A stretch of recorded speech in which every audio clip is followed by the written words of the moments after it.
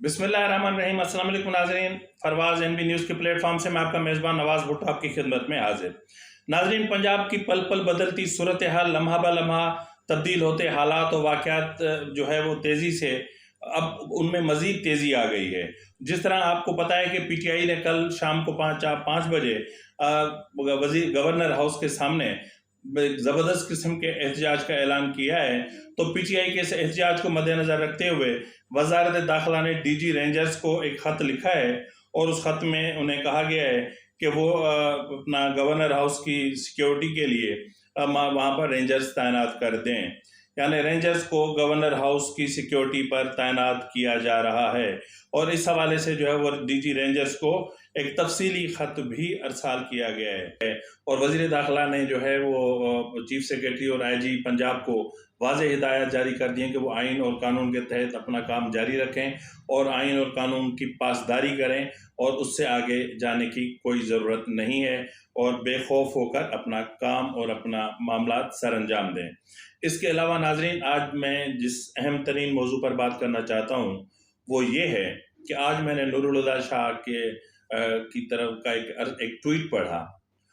उस ट्वीट ने मेरे दिल को छू लिया। नूरुल हुदा शाह साहिबा पाकिस्तान की सबसे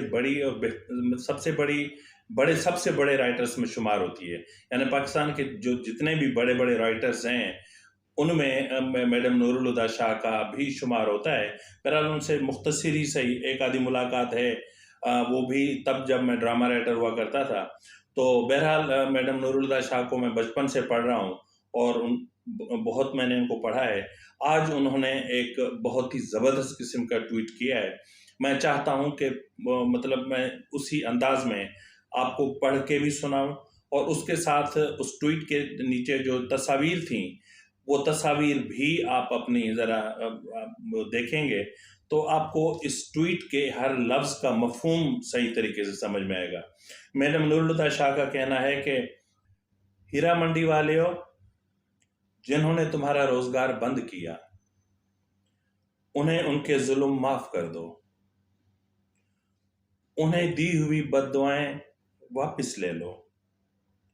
तुम्हारी बद्दुआओं का नतीजा है शायद कि अब मुल्क की रियासत और सियासत में ये कारोबार घुस आया है। समझ में आई कुछ बात? जरा गौर करें और इस चीज को लिंक करें इमरान खान की जो हाल ही में ऑडियो लीक्स हुई हैं उनके साथ, तो मतलब शर्म आती है कि हमारी सियासत, हमारी रियासत और सियासत इस नहज पर पहुंच गए हैं कि मतलब क्या कहने, शर्म आती है कुछ भी कहते हुए, आंखें मिलाते हुए, नजरें मिलाते हुए। एक सियासतदान का किरदार अगर इस तरह का होगा तो फिर मतलब मैं क्या कहूँ। और वो भी वो शख्स जो हाथ में तस्बीह लेकर ड्रामेबाजी करता है, वो शख्स जिसको कहा जाता है कि इस्लामी टच दो, वो शख्स जो दरगाहों की चौखट पे जाके सजदा करता है, शिरक करता है, वो शख्स जो रियासत मदीना की बात करता है और पूरा बैतुल माल लूट कर ले जाता है। तो सही कहते थे कहने वाले कि बनी गाला की तरफ जो है ना कोई भी अपनी बहन बेटी को न ले जाए। मानिका ने भी इमरान खान को अपने घर आने की दावत दी थी और गलती की थी, नतीजा मानिका को झेलना पड़ा। तो कहने की बात यह है कि मैडम नूरुल हुदा शाह ने जिस तरह कहा है कि जिन्होंने तुम्हारा रोजगार बंद किया उन्हें उनके जुल्म माफ कर दो, उन्हें दी हुई बद्दुआएं वापस ले लो। तुम्हारी बद्दुआओं का नतीजा है शायद कि अब मुल्क की रियासत और सियासत में ये कारोबार घुस आया है। तो नाज़रीन, इससे मतलब अगर बात करनी हो तो मुझे आयशा गिलालाई का आज मुझे वीडियो सुनने को मिली, जरा वो मुलाहिजा फरमा लें। जिस शख्स को आप फरिश्ता समझते हैं उस शख्स के हरकतें क्या हैं? आपकी वजह से हम भी किसी की बेटियां हैं, किसी की बहनें हैं। 67 साल की उम्र में आपकी आदतें तब्दील नहीं होती तो शायद उनको आदतें पड़ी हुई हैं उधर की। कॉम्प्रोमाइज इज्जत के मामले में मुझे ये सिखाया गया है कि आप ना करें। عمران خان خود کو پارسا، پوری دنیا خراب، خود کو پارسا، خود فرشتے. شاید وہ پاکستان کو انگلینڈ سمجھ بیٹھے ہیں. ان عادتوں پہ ان کا کوئی کنٹرول نہیں ہے. مجھے ٹیکسٹ میسج پہلا جو ملا وہ اکتوبر 2013 میں ملا.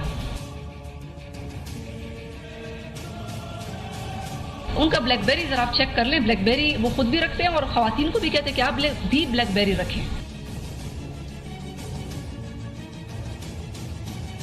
عزت دار خواتین کی جو عزتیں ہیں وہ اس پارٹی میں آپ کو بتانا چاہ رہی ہوں کہ وہ محفوظ نہیں ہے.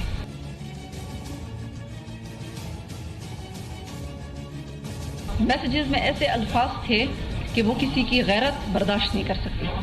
کیا ایسا آدمی آپ کے ملک کو چلانے کا اہل ہو سکتا ہے؟ میں تو عمران خان سے کہوں گی کہ اب تمہاری باری ہے. عمران خان کا پاسٹ آپ دیکھ لیں، ماضی ان کا دیکھ لیں تو وہ آپ کے سامنے ہے. کرتوت ان کے بہت سارے ہیں. ان کرتوتوں میں سے ایک کرتوت یہ ہے کہ یہ جس طریقے سے ٹیکسٹ میسیجز بھیجتے ہیں غلط.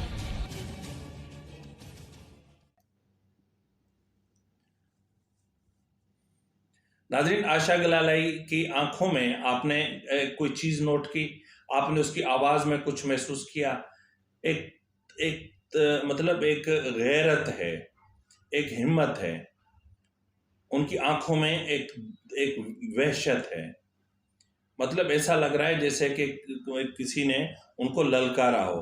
اور اس کے علاوہ ناظرین اگر ہم بات کریں تو مولانا فضل الرحمان نے، مطلب ان کی اسپیچز یہ وہ میں سنتا رہتا ہوں، تاہم مولانا فضل الرحمان نے حال ہی میں کہیں کچھ کہا ہے اور یہ بہت اہم ہے، ذرا آپ ملاحظہ فرما لیں. مولانا فضل الرحمان نے کمال کے لفظ بولے ہیں، انمول لفظ ہیں یہ.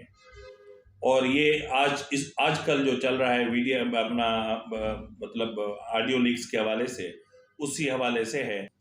ناظرین اب مولانا فضل الرحمان صاحب کا یہ کلپ دیکھ لیں اور مجھے اجازت دیں.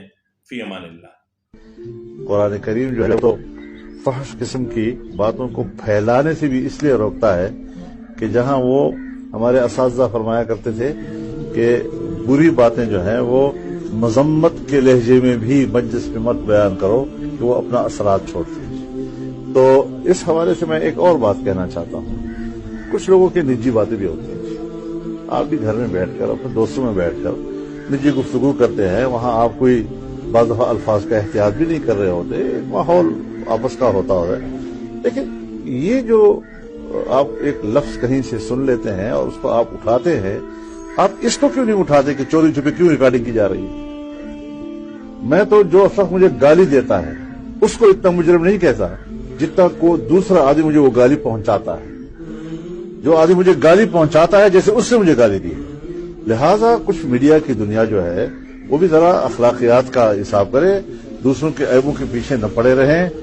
رسول اللہ صلی اللہ علیہ وسلم فرماتے ہیں کہ اپنے بھائیوں کی چھپی ہوئی باتیں اور ان کے عیبوں کو مت ٹٹولا کرو، ورنہ پھر اللہ تمہارے عیبوں کو ٹٹولے گا اور اللہ گھر بیٹھے بیٹھے تمہیں رسوا کر دے گا.